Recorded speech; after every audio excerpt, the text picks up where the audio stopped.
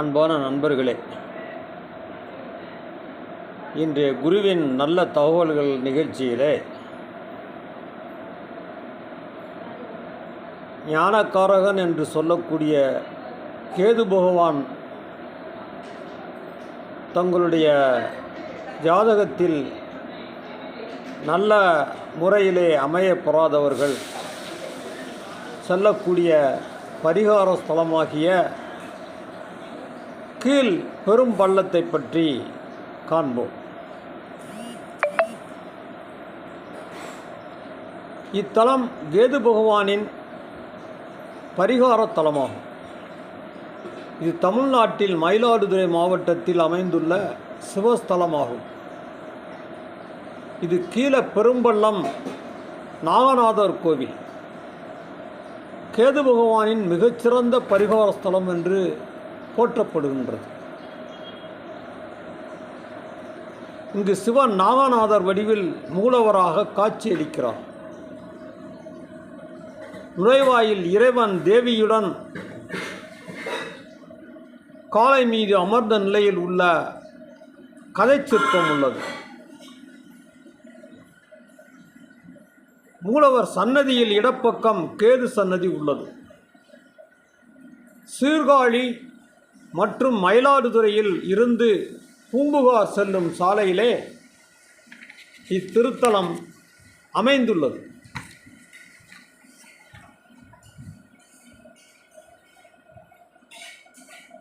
தர்மக்குளம் பிரிவிலிருந்து 2 kilometre தூரத்தில் கீழ பெரும்பள்ளம் உள்ளது.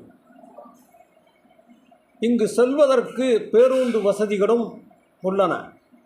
மற்ற வாகனங்களிலும் விருப்பப்பட்டவர்கள் சென்று இத்தலத்தை வழிபடலாம். ஆலயத்துக்கு ராஜகோபுரம் கிடையாது.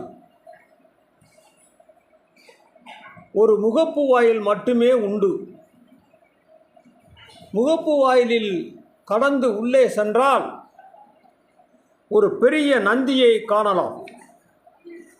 இறைவன் நாகநாதசாமி கிழக்கு நோக்கி லிங்க உருவில் எழுந்தருளியுள்ளார்.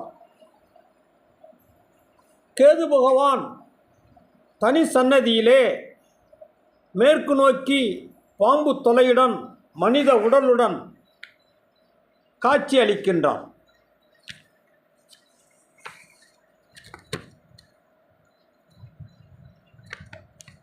இத்தலம் மிகவும் சிறப்பு பெற்ற தலமாக விளங்குகிறது.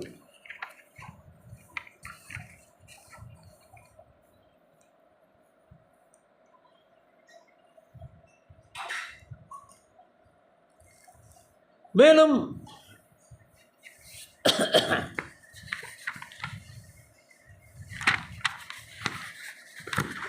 பல சிறப்புகள் பெற்ற இது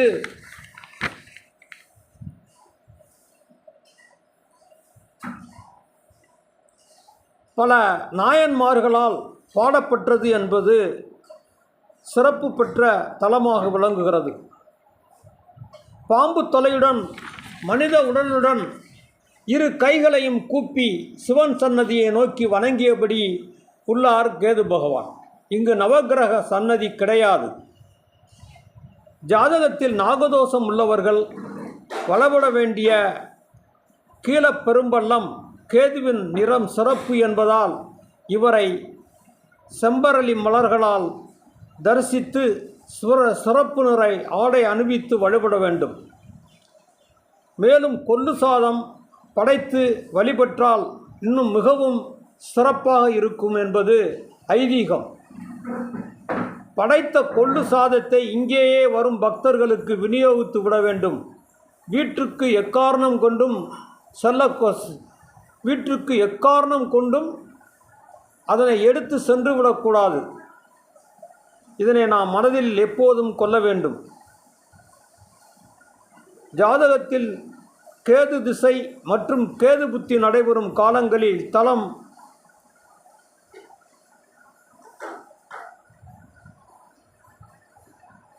வந்து கேதுவிற்கு பால் அபிஷேகம் செய்து வழிபட்டால் கேதுவினால் ஏற்படும் தோஷங்கள் விலகும் என்பது நம்பிக்கை.